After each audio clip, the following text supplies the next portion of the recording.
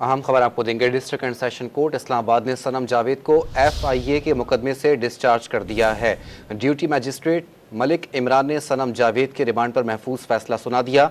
अदालत ने सनम जावेद के वकला की मुकदमे से डिस्चार्ज करने की इस्तदा मंजूर कर ली है। क्या डिटेल्स हैं ये जानते हैं। उमर बर्नी हमारे साथ मौजूद हैं। उमर बर्नी, बताइएगा अदालत ने फैसले में क्या कहा?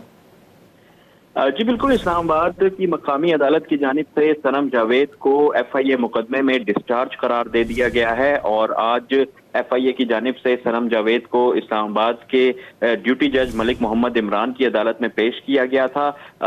इस हवाले से FIA की जानिब से 6 रोज़ा जिस्मानी रिमांड की इस्तदा जो है वो की गई थी।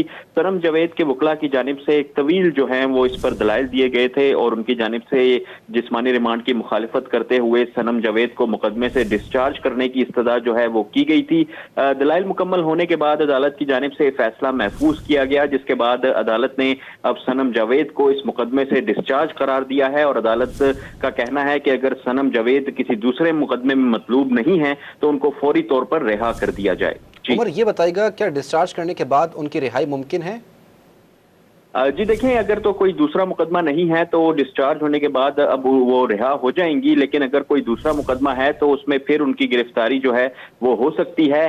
फिलहाल तो मंजर आम पर ऐसा कोई मुकदमा नहीं है जिनमें वो मतलूब हो। ताहम हमने माजी में भी देखा कि कई बार जो है कोई खुफिया मुकदमा सामने आ जाता है जिसमें एक बार फिर मुलजिम की गिरफ्तारी जो है वो डाल दी जाती है, लेकिन अब तक जो है यही इतलात हैं कि उनके खिलाफ और कोई मुकदमा नहीं है। तो अभी तो यही है कि उनको FIA की जानिब से डिस्चार्ज कर दिया जाएगा, रिहा कर दिया जाएगा। जी ठीक है, बहुत शुक्रिया उमर मेहताब बर्नी।